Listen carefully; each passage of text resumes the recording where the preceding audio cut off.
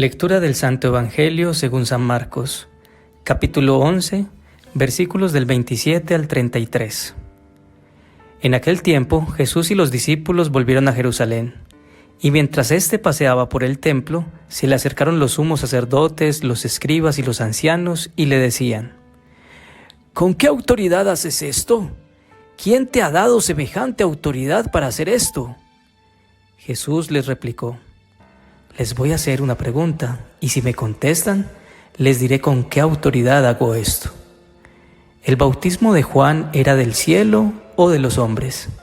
Se pusieron a deliberar. Si decimos que es del cielo, dirá: ¿y por qué no le han creído? Pero ¿cómo vamos a decir que es de los hombres? Temían a la gente porque todo el mundo estaba convencido de que Juan era un profeta. Y respondieron a Jesús: No sabemos. Jesús les replicó: Pues tampoco yo les digo con qué autoridad hago esto.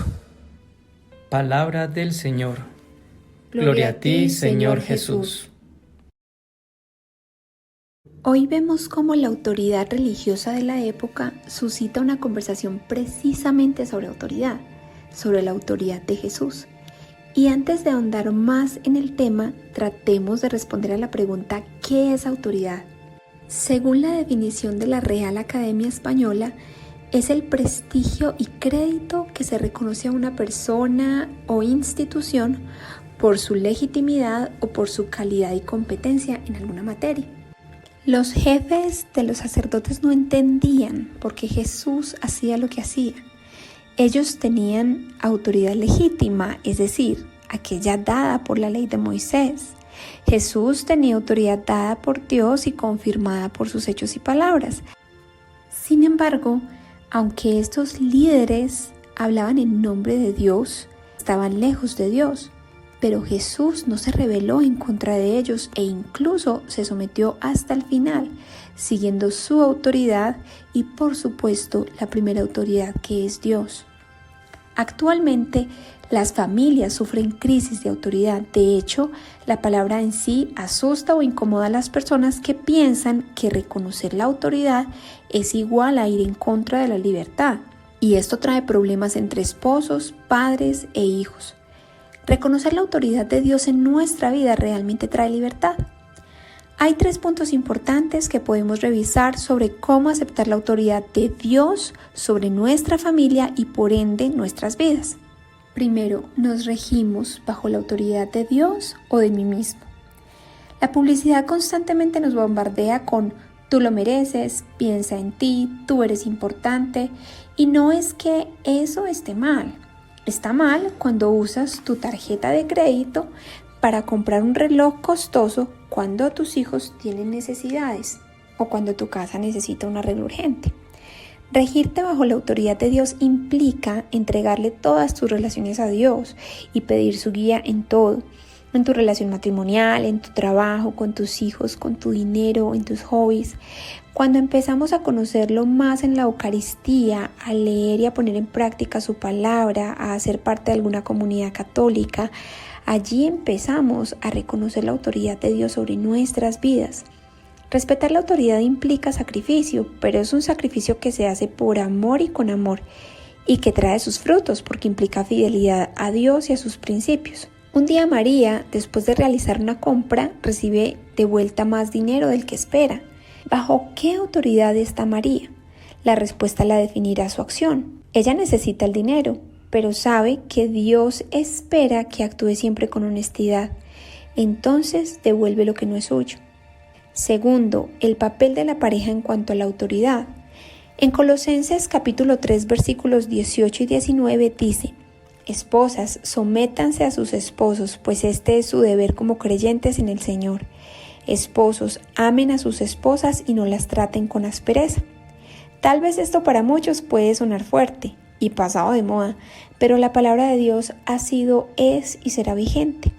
Es maravilloso que las mujeres apoyen económicamente el hogar, pero en algunos casos esto ha generado soberbia y distanciamiento que ha llevado a muchas familias a la separación.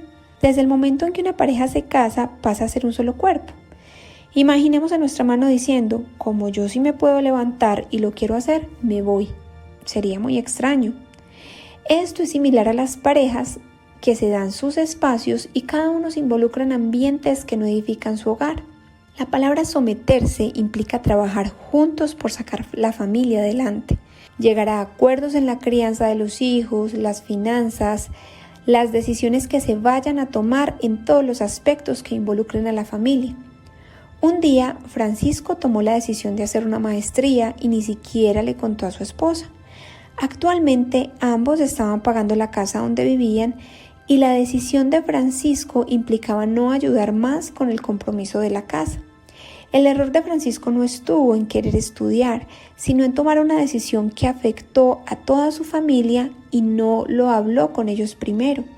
En aspectos también como la crianza, por ejemplo, muchas veces las mamás queremos imponer una forma de crianza solas sin tener en cuenta a nuestros esposos y allí no estamos respetando su autoridad dada por Dios.